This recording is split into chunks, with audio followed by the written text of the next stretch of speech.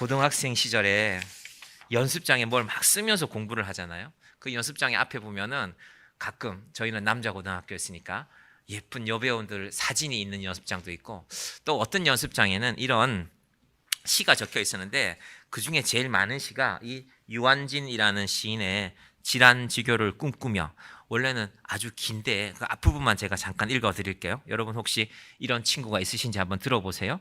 저녁을 먹고 나면 허물 없이 찾아가 차 한 잔을 마시고 말할 수 있는 친구가 있었으면 좋겠다. 입은 옷을 갈아입지 않고 김치 냄새가 좀 나더라도 흉보지 않을 친구가 우리 집 가까이에 있었으면 좋겠다. 비 오는 오후나 눈 내리는 밤에도 고무신을 끌고 찾아가도 좋은 친구. 밤 늦도록 공허한 마음도 마음 놓고 보일 수 있고, 악의 없이 남의 얘기를 주고받고 나서도 말이 날까 걱정되지 않은 친구가 하고 점점점인데, 이제 시는 계속 이어집니다. 여기까지만 읽겠지만 아마 이 시를 한 번쯤 들어보신 분들도 있을 것이고, 이 시의 내용이 무엇일까? 지금이야 세상이 바뀌어서 저녁을 먹고 집에 찾아가는 게 아니라 아마 커피 마시려면 카페에서 만나자고 하겠죠.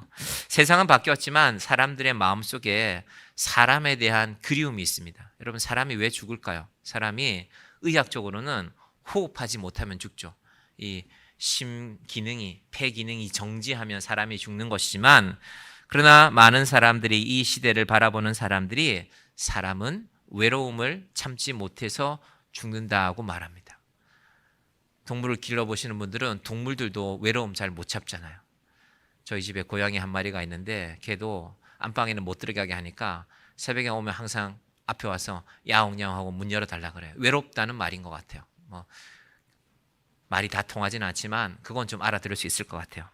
자, 우리 교회가 올해 소그룹으로 좀 모여서 우리 좀 삶을 나누는 그런 교회로 되고자 하면서 제가 로마서 12장 15절 말씀, 이런 말씀이거든요. 즐거워하는 자들과 함께 즐거워하고 우는 자들과 함께 울라. 여러분, 하나님 믿지 않고도 세상에 즐거운 모임 많습니다. 또 내가 좋아하는 그 언니 집에 찾아가면 커피도 맛있는 거 주고, 때로는 밥도 맛있는 거 차려주고, 우리 요즘 집밥에 대한 그리움이 있잖아요. 식당에서 파는 밥들 아무리 정성을 다해도 집에서 만드는 것만은 못하죠. 그런 그리움을 나눌 만한 사람이 인생에 있다는 건 참 좋은 일입니다. 우리 교회도 그랬으면 좋겠습니다. 여러분들이 누군가 직분을 갖고 있지만 한편으로는 언니이고 형님이고 동생이고, 그렇다면 그런 의미로 여러분에게도 좋은 친구들이 있었으면 좋겠습니다. 이 고등학교 때 친구들이 이 시를 연습장에서 보군요. 아마 남자 고등학생들도 감성이 있었나 봐요. 그래서 이 시를 한참 외우면서 친구 자취집에도 찾아가고, 자취집에 찾아갈 때 일부러 고무신 신고 찾아가고, 유한진의 질환지교를 꿈꾸며 그런 흉내를 내던 기억들이 납니다. 라면 끓여놓고, 또 고등학생들 호기심 많으니까 라면에 이게 소주도 한 병 몰래 사와서 그렇게 마시던 친구들이 생각납니다. 우리의 우정은, 그런데 로마서 15장이 말하는 이 우리의 소그룹은 먼저 그 기초가 필요합니다. 그 기초가 바로 12장 앞부분에 나오는 것입니다. 로마서가 전부 16장까지 있는데요, 1장부터 11장까지는 복음은 이런 것이다, 사도 바울이 설명합니다. 그 설명의 핵심이 이런 구절인데요. 예를 들면 로마서 3장 23절 말씀 보면, 장로님 띄워주셔도 감사하겠고요. 모든 사람이 죄를 범하였음에 하나님의 영광이 이르지 못하더니, 사도 바울이 모든 인생에 대해서 내린 결론입니다. 그런데 로마 교회가 두 파로 나뉘어져 있었어요. 로마 출신 로마인들과 이방인들, 로마인이 아닌 사람들은 다 이방인이죠. 그래서 서로 생각이 달라요. 여러분, 사람은 어떤 존재냐? 사람을 규정하는 많은 것들이 있지만 그 중에 하나가 사람은 차별하는 존재입니다. 제가 얼마나 겸손한지 모르시는군요. 여러분 마음에, 목사님 제가 얼마나 겸손한데요? 전 사람 차별하지 않아요. 거침없이 하이킥이라는 옛날 시트콤 드라마가 있었는데 오래전에 했던 건데, 그중에 늘 58점, 59점, 60점 맞던 그런 남자 고등학생이 하나 있었습니다. 이 친구는 혹시나 자기가 꼴찌할까 봐 그 드라마에 보면 전교생이 280명으로 나오는데 278등, 276등 막 이렇게 성적이 나오던 친구였는데, 어느 날 이 친구는 그래서 늘 공부 문제 앞에서는 겸손했죠. 자기 엄마가 학교 선생님이었는데도 공부 얘기 앞에서는 항상 겸손했는데, 어느 날 자기 반에 이 친구를 좋아하는 여자애가 전학을 왔는데 무려 이 친구가 자기보다 공부를 더 못해요. 그래서 280등을 한 성적표를 보게 됐어요. 그날 이 남자애가 이 여자애를 얼마나 무시를 하는지 드디어 내가 나보다 공부 못한 애를 발견했다라고 하면서, 여러분 사람은 그런 존재입니다. 내가 55점 맞아도 53점짜리를 보면은 야, 너 정말 공부 못하는구나. 너 그렇게 어떻게 인생을 살아갈래? 그것이 사람입니다. 그래서 여러분 사람이 함께하는 게 힘듭니다. 사람이 그런 존재이기 때문에 그게 나쁜 게 아니라 우리 속에 있는 본성이 그렇습니다. 노력하고 애쓸 수 있어요. 겸손한 척 할 수 있어요. 근데 겸손한 척 하는 건 오래 못 갑니다. 우리의 겸손에 근본적인 이유가 필요하는데 바로 이것 때문입니다. 모든 사람이 죄를 범하였음에 하나님의 영광에 이르지 못한다. 바울이 그렇게 말한 겁니다. 이건 다르게 말하면 로마 교회 출신, 이방 교회 출신 너희들끼리 서로 싸우지 말라는 것입니다. 문제는, 더 중요한 것은 인간은 문제 제기만 하지만 하나님은 항상 그 문제에 대한 답을 주신다는 것입니다. 로마서 3장 24절 말씀인데요. 그리스도 예수 안에 있는, 로마서 3장 24절 같이 볼까요? 그리스도 예수 안에 있는 구속으로 말미암아 하나님의 은혜로 값없이 의롭다 하심을 얻은 자 되었느니라. 세상이 왜 시끄러우냐 하면은 아무도 말을 안 하면 조용하겠죠. 그죠? 세상이 아무 말도 하지 않으면 참 조용할 것입니다. 근데 세상은 항상 시끄러운 거는 이런 문제가 있어. 우리 진접은 이런 게 문제야. 우리 오남은 이런 게 문제야. 제가 오남을 이렇게 드나든 지가 2003년부터니까요. 벌써 20년이 훨씬 넘었죠. 제가 있을 때 2003년도에요. 저 오남 입구에 길을 확장하고 있었거든요. 20년 지났는데 아직 안 됐어요. 예, 사람이 하는 일은 생각보다 더딥니다. 이 도로가 확장되면, 그때도 오남읍에 좀 똑똑하다는 분들이 오남은 말이야 빨리 도로가 확장되고 이렇게 구획이 정해지고 집 지을 자리 이런 게 정해져야 도시가 발전할 텐데 이러면 안 돼.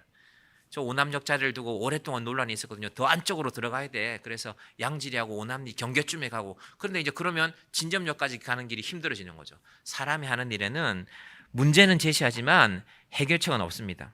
그래서 그 문제가 됐을 때 제가 자료 찾아보니까 경기도시공사에서 또 서울시에서 그러면 남양주시가 돈을 좀 더 내라. 그러면 노선 돌려줄게.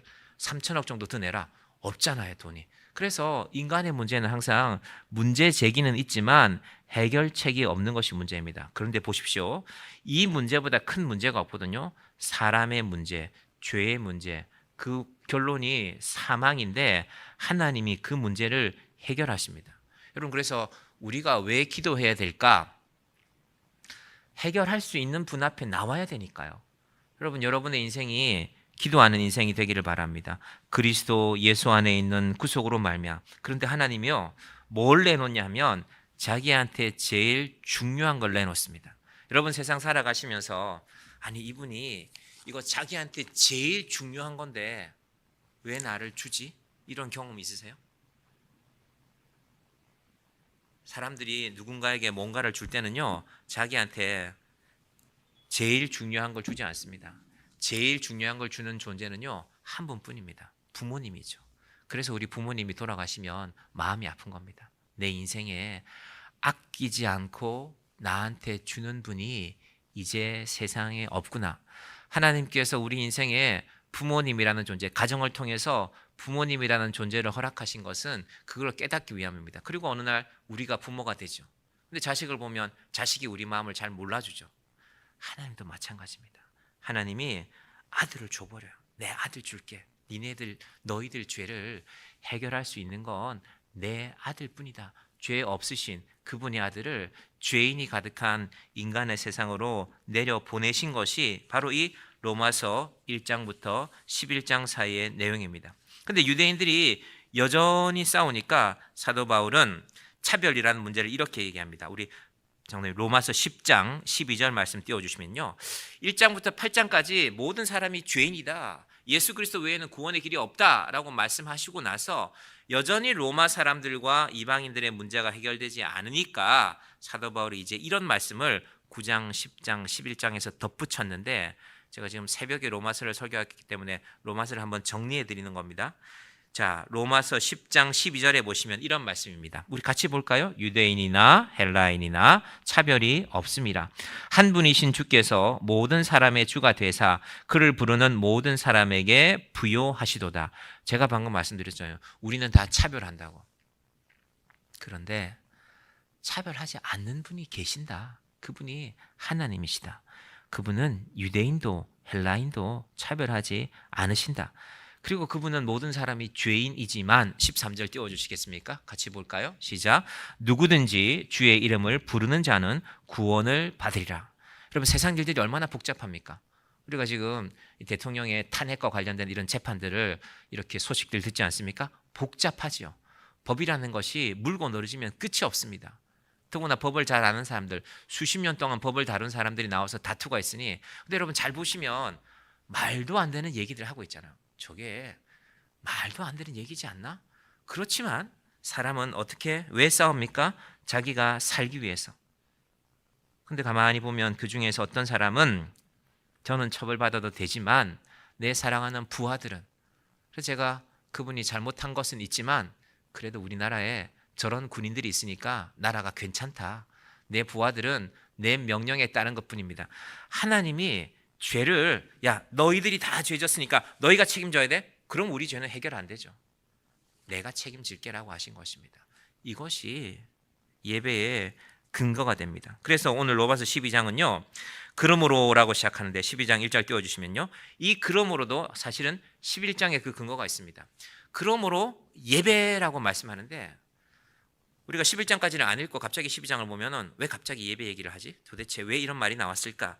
이 그러므로라는 근거가 11장 33절부터 나오거든요. 성경이 있으신 분들은 여러분 12장을 펼치시면 바로 그 앞에 33절부터 보이고요. 아니면 앞을 보셔도 되는데요. 사도 바울이 예배라는 이야기를 꺼내는 것은요. 하나님과 우리 사이에 이렇게 정리된 일이 있다. 그 말씀을 하는 겁니다. 크게 말하면 바울은 하나님 전 이해할 수가 없어요. 여러분 인생을 살아가시다가 내가 이건 용서가 안 된다. 그런 일이 있잖아요. 내가 너한테 얼마나 잘해줬는데 내가 너한테 얼마나 베풀려고 나는 입지도 못하고 먹지도 못하면서 너한테 그렇게 했는데 네가 그럴 수가 있니? 이러면 인간관계 막히는 거 아닙니까? 그러면 이제 주로 법정에 가죠. 사람들은 억울하다. 네 잘못이 크다. 그런데 바울은요. 하나님 참 이상하네요. 왜 그런 우리를 용서하세요? 난 이해가 안 돼요. 이런 내용들이요. 11장 33절부터 36절까지 이어지는데 한번 띄워주시면 볼까요? 여러분 성경을 보시든지 앞을 한번 보십시오. 제가 읽으면서 말씀드릴게요. 깊도다 하나님의 지혜와 지식의 풍성함이요 그의 판단은 헤아리지 못할 것이며 그의 길은 찾지 못할 것이로다. 왜 이러냐면 예수님 때문에 그래요. 하나님 왜 아들을 주세요? 어떻게 아들을 줄 수가 있어요? 난 이해할 수 없습니다. 난 하나님 마음 알 수가 없습니다. 34절은요. 누가 주의 마음을 알았느냐? 누가 그의 모사가 되었느냐? 하나님 도대체 누가 그렇게 하라고 알려주든가요? 그 사람이 누굽니까? 어떻게 하나님 이럴 수 있습니까? 우리가 이해할 수 없는 사랑을 베푸는 분들을 보면 평생 이렇게 어렵게 돈 벌어서 이렇게 분식집 해서 내가 평생 내가 이 학교 학생들 덕분에 먹고 살았으니까 내가 이 학교에 장학금으로 기탁하겠습니다. 큰 돈을 기탁하는 분들 보면 사실 평범한 사람들은 이해되지 않잖아요. 이해가 안 됩니다. 하나님 도대체 하나님 왜 그러시는데요? 이런 바울의 말의 반복입니다. 35절도 볼까요? 35절 같이 한번 볼게요. 로마서 11장 35절 시작. 누가 주께 먼저 드려서 갚으심을 받겠느냐? 이건요. 욥기 41장 말씀을 인용한 겁니다. 욥기에 어떤 내용이 나오냐 하면요. 하나님께서 욥과 욥의 세 친구가 싸우잖아요. 내가 맞다, 네가 맞다 계속 싸우고 있으니까 하나님께서 이런 말씀을 하셨거든요. 욥기 41장 11절 한번 바로 뒤에 있을 겁니다. 띄워주시면 이렇습니다. 시작. 누가 먼저 내게 주고 나로 갚게 하였느냐? 온 천하에 있는 것이 다 내 것이니라. 이게 무슨 말이냐 하면 인간이 우리가 하나님께 뭘 좀 드린다고 생각하잖아요.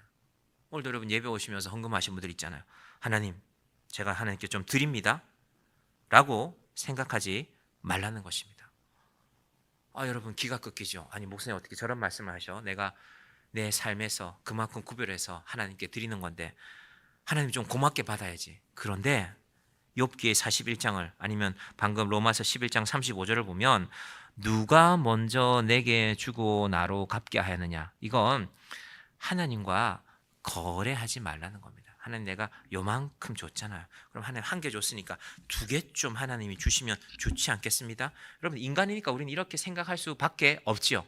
그런데 하나님의 입장에서는 내가 먼저 너에게 준 것이다. 여러분, 그런데 만약에 하나님과 우리 사이가 거래라면 중요한 문제가 있습니다. 여러분, 거래는 이익을 갖고 하지요.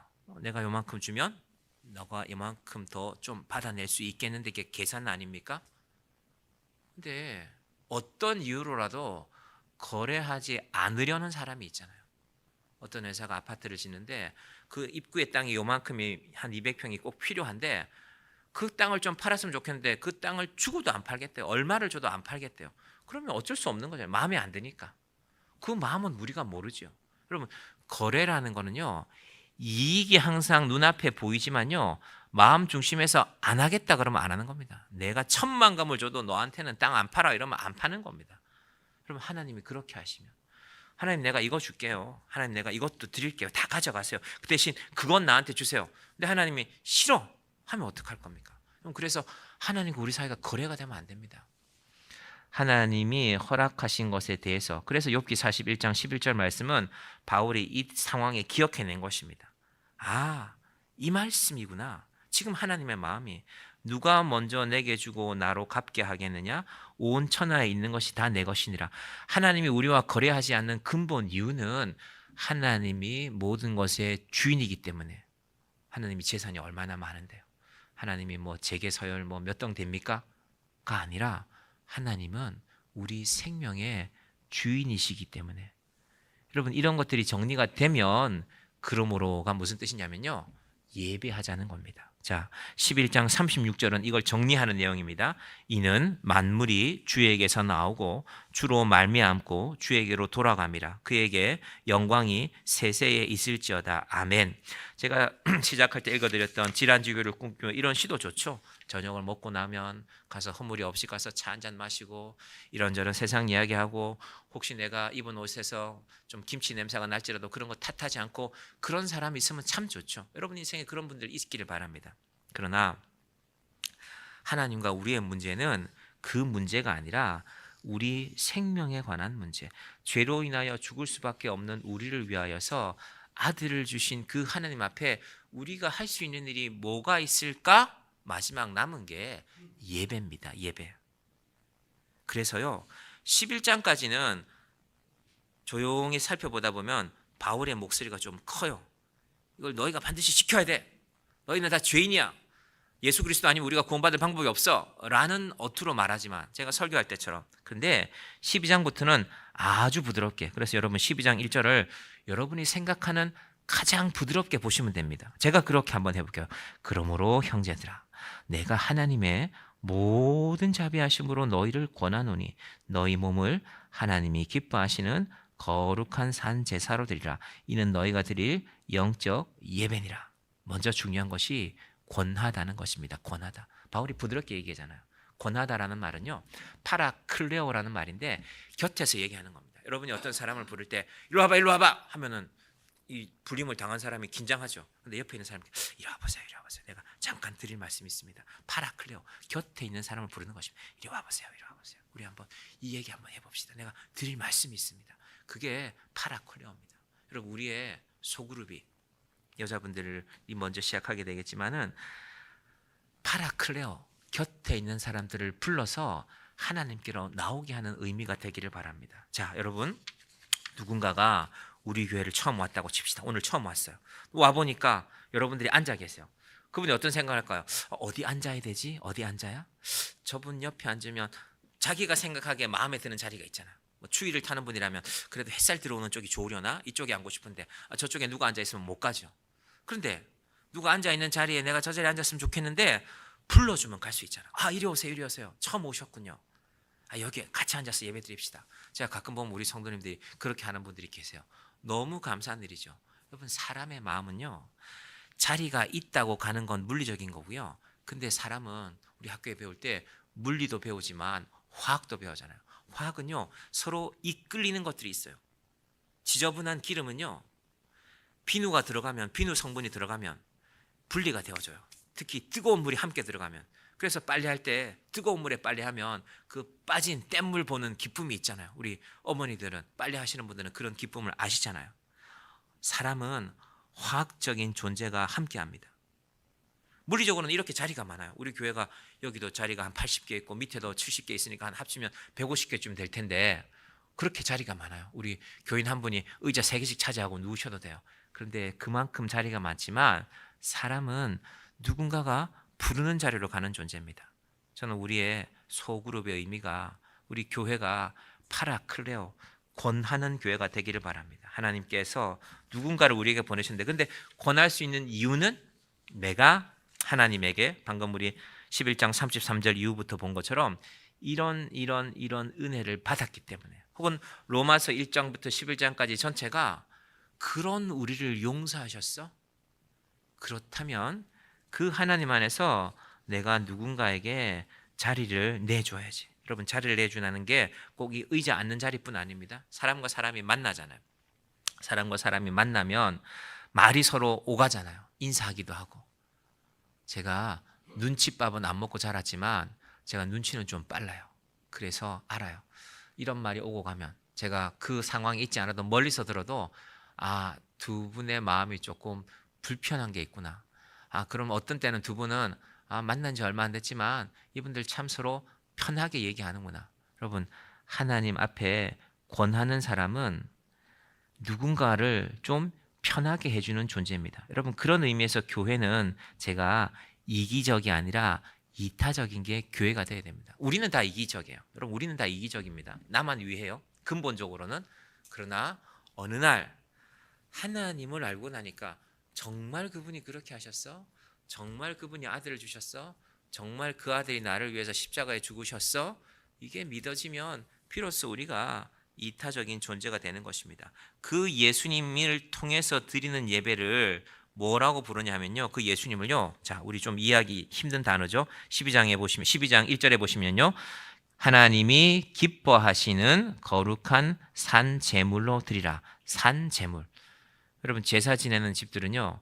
제사상에 올라가는 음식들 한번 생각해 보세요. 살아있는 거 올리는 분들 있나요?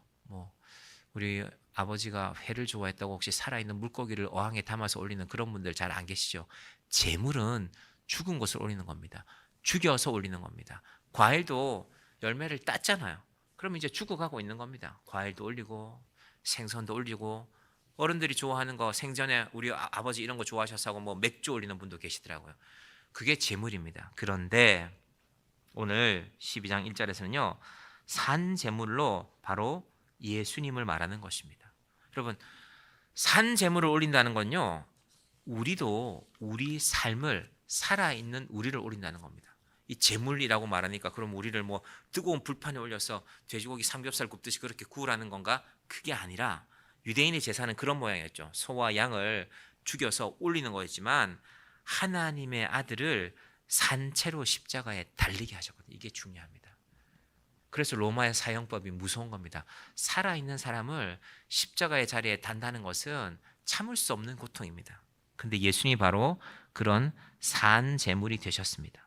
그런데 거기서 끝이 아니라 죽은 제사는 제사 지내고 나면 그 음식들 나눠 먹으면 끝이잖아요. 고기도 나눠 먹고 전도 나눠 먹고 과일도 나눠 먹으면 끝인데 산 제물이기 때문에 예수님이 다시 살아나신 것처럼 우리의 예배는 하나님 안에서 우리가 살아나는 것입니다. 여러분 그게 예배입니다. 세상 어떤 종교에도 이런 예배는 없습니다. 세상의 모든 종교들은 가르침에 복종하고 죽은 제물로 제사 지내는 것입니다. 그러나 하나님은 그분의 아들을 우리에게 산 제물로 보내셨습니다. 여기에서 영적 예배라는 말이 나옵니다. 이 영적 예배란 무엇인가? 예수님이 산 제물 되심을 아는 것이 영적 예배입니다. 그래서 우리가 사도신경을 외울 때도 제가 초대교회에서 교회 들어와서 예배 시작할 때 외우는 것이 아니라 집으로 돌아갈 때 사도신경을 고백한다고 말씀드렸죠. 왜? 어떤 의미가 있기 때문에 내가 이제 세상에 나가서 산 제물로 살아가는데 당시 상황이 오늘 예배 드렸는데 다음 주에 못 만날 수도 있어요. 로마 군인한테 잡혀가서 사형당했대. 그런 얘기들이 일상적으로 들려왔거든요. 그러니까 사도신경하고 집에 가는 마음이 우리는 그렇게 생각하잖아요. 예배 끝나고 집에 가면 아무 탈 없이 별일 없으면 다음 주에 만나는 거잖아요. 근데 사도신경이 만들어질 때는 그런 의미가 아니라 내가 오늘 사도신경을 고백하는 게 마지막일 수 있어. 내가 오늘 이 사도신경 고백하고 다음 주에는 이 자리에 못 올 수도 있어. 로마 군인에게 잡혀가서 내가 죽을 수도 있어. 그래서 뭘 믿어야 된다고요? 하늘에 오르시어 사흘 만에 죽은 자 가운데서 다시 살아나셨으며 산 제물이신 예수님처럼 하늘에 오르시어 전능하신 아버지 하나님 우편에 앉아 계시다가 거기로부터 살아있는 자와 죽은 자를 심판하러 오십니다. 내가 오늘 문 밖에 나가서 로마 군인에게 잡혀 죽을 수 있지만 십자가에 달리신 그 예수님이 죽은 것처럼 나도 죽을 수 있지만 그러나 그 예수님이 다시 살아나시고 하늘에 오르시어 전능하신 우편에 앉아 계시다가 다시 오시는 그날에 나도 살아날 것이라는 것을 믿는 것이 바로 산 제물, 이것을 믿는 예배가 영적인 예배라는 것입니다. 그래서 영적인 예배라고 하면은 마음속으로 할렐루야 이런 게 하는 게 아니라 찬양 2시간, 4시간 하는 그런 열정뿐 아니라 그것도 필요하지만 바로 산 제물이신 예수님을 믿는 것입니다. 그리고 이제 이것이 1절이라면요. 이 1절을 바탕으로 우리가 2절을 제가 말씀드리고 오늘 설교를 마치게 되는데, 그런데 그런 영적 예배를 드리는 너희는 이것을 꼭 기억하라. 12장 2절 한번 띄워주시겠습니까? 자, 12장 2절 시작. 너희는 이 세대를 본받지 말고 오직 마음을 새롭게 함으로 변화를 받아 하나님의 선하시고 기뻐하시고 온전하신 뜻이 무엇인지 분별하도록 하라. 변화와 분별이라는 두 단어를 제가 말씀드리고 설교를 마칠 것입니다. 변화. 이 세대를 본받는다라는 말에 사용된 단어는요, 스케마입니다. 스케마. 이 스케마가 뭐냐면요, 몸, 유행, 뭐 요즘 말로 하면은 옷 입는 거, 패션, 그런 게 바로 스케마입니다. 우리 다 세상에 유행이 있잖아요. 남자들 옷도, 특히 여자분들 옷은 유행이 다양하잖아요. 요즘은 좀 여자분들은 바지가 이 통이 넓은 게 유행인 것 같아요. 그래서 초등학생 아이들 옷 입는 것도 보니까 막 통 넓은 바지들을 많이 입고 다니더라고요. 뭐 여자분들은, 젊은 분들은 배꼽도 좀 내놓고 다니고, 이 한겨울에도 야 용감하구나 이 추위를. 유행이죠. 어디에나 사람들은 유행을 따릅니다. 여러분 각자가 생각하는 유행이 있을 것입니다. 뭐 조금 어려운 말로 라이프 스타일이라고 해서 뭐 젊은 사람들은 이런 여행이 유행이다. 뭐 여행을 하루 이틀 가는 게 아니라 한 달 살이 여행이 유행이다. 그 유행 안에 우리가 살고 있습니다. 지금 우리가 그 유행 안에 살고 있습니다. 그게 스케마인데, 이게 어디서 나왔냐면요, 옛날 미켈란젤로 이런 사람이 그린 그림에 보시면 사람을 이렇게 그려놔요. 이렇게 올리고 발도 똑같이 벌려요. 그러면 동그라미를 그리면요, 원이 이렇게 사람 몸속에 들어가면, 그리고 사람의 근육들을 표현해요. 이렇게 팔의 근육, 다리의 근육. 그래서 우리 요즘 헬스 클럽이 온 나라에 유행하잖아요. 헬스 클럽이 온 나라에 유행해서 그런 몸짱의 시대잖아요. 그죠? 저도 좀 그랬으면 좋겠어요. 저도 좀 몸짱으로. 제가 나이가 더 들기 전에 한 번쯤은 내 인생도 몸짱으로 사는 날이 있어야 되지 않을까. 우리 교회도 열심히 운동하는 분들 많은데, 그런 유행들 다 중요하지만 그 스케마보다 더 중요한 게 있는데, 바로 마음의 변화를 받는 것이다. 마음의 변화를 받아서 하나님이 우리를 지었지만 하나님이 우리의 외형에 관심을 두신 것이 아니라, 하나님 우리 멋있게 지었죠. 아담과 하와가 아마 멋있게 생겼을 것입니다. 그러나 하나님이 우리에게 원하시는 것은 마음의 변화인데, 그 마음의 변화라는 것이 도대체 뭘까? 이게 이제 분별입니다. 어떤 분별? 하나님의 세 가지입니다. 선하시고 기뻐하시고 온전하신 뜻이 무엇인지 분별하도록 하라. 그냥 쭉 읽어버리면 선한 것도 좋은 거고 기뻐하는 것도 좋은 거고, 그럼 온전한 것도 다 좋은 거잖아. 뭐 하나님 좋은 분이니까가 아니라 이걸 좀 분별을, 정리를 해봐야 됩니다. 여러분, 하나님의 선하심하고요, 첫 번째 사람의 선하심이 다릅니다. 여러분, 사람이 선하다는 건 뭡니까? 여러분이 보기에 선한 거 있잖아요. 여러분 지금 에어컨이 히터가 하나 켜져 있고 두 개는 꺼져 있는데, 좀 춥네, 기온이 선하지 않아. 이 말은 내 마음에 들지 않는 것입니다. 여러분, 사람은 내 마음에 들면 좋은 겁니다. 그렇지 않습니까? 목사님, 그렇지 않아요. 제가 얼마나 중심이 곧은 사람인데요. 제가 세상을 얼마나 냉철하게 본데요. 그렇지 않습니다. 내 마음에 들면 좋은 겁니다. 여러분, 내 마음에 드는 사람이 있잖아요. 내 마음에 안 드는 사람이 있잖아요. 근데 내 마음에 드는 그 사람이 온 세상 사람들은 싫어해요. 그래도 내 마음에 들면 괜찮아요. 그렇지 않습니까? 그게 사람의 선함입니다. 반면에 하나님의 선함은 다릅니다. 하나님의 선함은 적어도 나 하나만 보진 않습니다. 내 마음에는 내가 선하면 좋은 건데, 내 마음에 들면 좋은 건데, 오늘 점심 메뉴가 내가 좋아하는 음식 나왔으면 좋은 거야. 다른 사람은 다 이 음식 싫어해도 그게 사람인데, 그런데 하나님의 선함은 구약 성경에 이게 톱으로 되어져 있는데요. 하나님은 적어도 지구를 중심하면 지구 전체를 보십니다. 오늘 우리가 영하 아마 추운 날 영하 15도쯤 되죠, 요즘에. 한낮에도 막 영하로 내려가고 지금 기온이 그렇잖아요. 지금 우리 상황 이건 괜찮지만요. 어느 날 아프리카가 갑자기 그런 날이 생기면 되면 안 됩니까? 안 되죠. 그 사람들은 옷도 없는데, 파카도 없는데 얼어 죽는 거죠. 하나님의 선하심은 그런 겁니다. 지구 전체를 보시는 것이고 인류 전체를 보시면서 하나님의 계획을 운행하시는 겁니다. 내가 너무 피곤하니까 푹 자고 싶어. 내일 해가 안 떴으면 좋겠어. 그래서 지구가 멈추면 어떻게 됩니까? 내 마음은 그거잖아요. 그런 영화들도 있죠.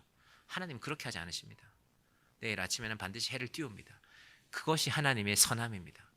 모든 이들을, 많은 사람을 살리는 길이 하나님의 선함입니다. 여러분, 그래서 그 하나님의 선함이, 문제는 우리 마음에 들지 않을 때가 있습니다. 근데 여러분, 입장을 바꿔볼게요. 하나님이 만약에 우리가 원하는 그 선함을 추구하면, 하나님이 마음에 들면 좋은 거고 하나님이 마음에 안 들면 좋지 않은 거예요. 여러분, 그러면 내 자신이 하나님 마음에 들 수 있을지 없을지 어떻게 합니까? 우리는 생각하죠. 그래도 내가 좀 열심히 예수 믿었는데 하나님 나를 좋아하지 않을까? 하나님 생각이 다르면 우리가 어쩔 수가 없잖아요. 그래서 선하시고가 중요한 이유는 하나님의 선이 되어야 된다는 것입니다. 그런데 선하신 그 하나님이 기준이 높아요. 온전하시고 완벽하신 분이거든요. 그런데 두 번째, 기뻐하시고라는 단어가 그래서 중요합니다.